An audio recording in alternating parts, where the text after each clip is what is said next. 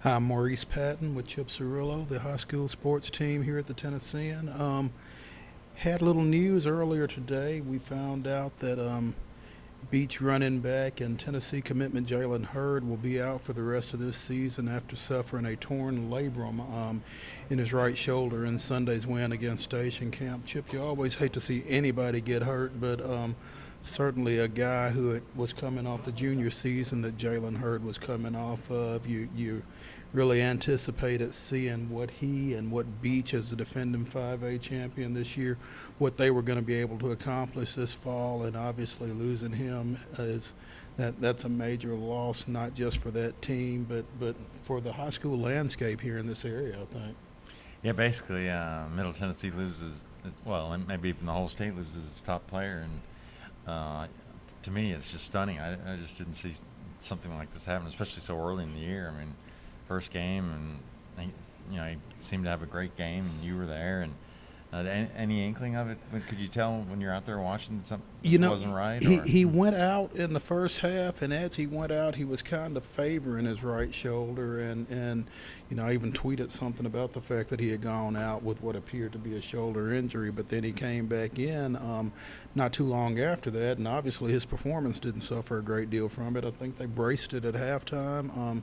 He said after the game it was a stinger. I specifically asked him about the injury.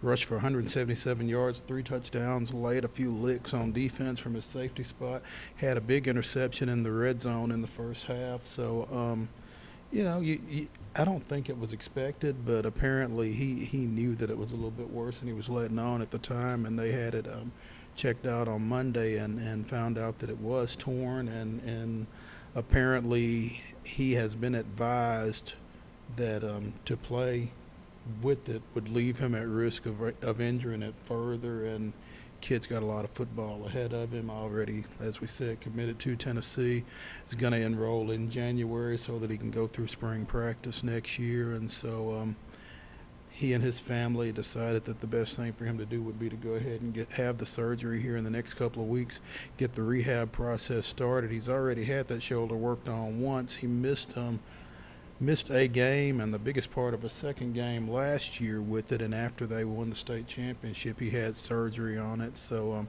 he's been down this road before with that shoulder. He said that one of the good things about it was that none of the work that was done in that surgery in December was impacted by this injury that occurred on Sunday. So from that standpoint he's in good shape. And like I said, you hate to see anybody get hurt. But again, just from a fan standpoint, I think a lot of people were really excited to see what he was going to do on the heels of a 3,357-yard, 43 touchdown. Yeah, I've got all those numbers memorized. Junior season, set records for most yardage in a single year. Set a state record for most rushing touchdowns, and anybody that saw that 5A championship game against Columbia, I know had to be excited to see more out of him this time around. yeah, I actually covered that 5A final, and it might have been the best one-man show I've ever seen in my life for a high school kid. And yeah, and everybody was looking forward to what he would do this year. They seem like to have a great chance to repeat as champions, and now everything's kind of wide open. And not only that, Friday they get a big test against a really good Henry County team. So right away when they get this bad news with the injury, they're going to be tested. Big test against a very good Henry County team.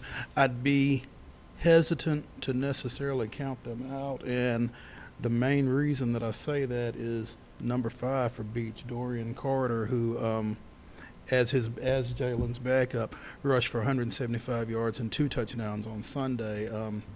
Had 573 yards and 13 touchdowns on 89 carries last fall. Once he returned to the team, he was not there from the start of the season, and that was kind of what led to Jalen stepping into that spot early on. So I think they're okay at that spot. Obviously, it impacts their depth there. They ran 3 tailbacks on Sunday, got some good work out of a sophomore, Austin Van Zant, who had 32 yards on 6 carries, and I think the coaching staff at Beech is really excited about that young man as well. So I think Beech, from a production standpoint, will probably be okay from a number standpoint. They won't be able to split carries the way they wanted to. Defensively, Jalen was playing safety for him. Dorian plays corner, so they were kind of being able to rest those guys on offense and getting them both in on defense. Obviously, that will impact their rotation there to a degree. And like you said, they don't have a whole lot of time coming off of a Sunday game against Station Camp, playing at home against a Henry County team that they beat by two touchdowns last year, who will be coming in here with a score to settle Friday night. Yeah, Jalen had his monster sort of coming out game against Henry County last year. I'm sure they remember that. And, you know, the Carter kid and Van Zandt are really good. So, you know, they can rebound from this, but it's just all of a sudden things got a whole lot tougher. Exactly. We'll keep an eye on Beech and on the Jalen Hurd situation. And for Chip Cirillo, I'm Maurice Patton. Thanks for joining us here on Game Time.